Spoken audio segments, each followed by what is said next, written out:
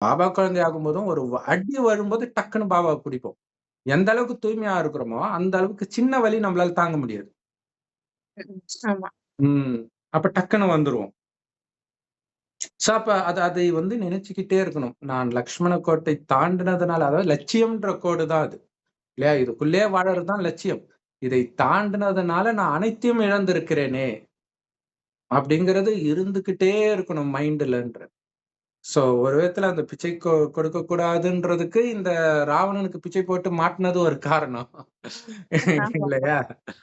ஆ அது இப்ப ம். இறக்கப்பட்டு தானே இப்ப எல்லாரும் பிச்சை போட்டுட்டு இருக்கிறாங்க.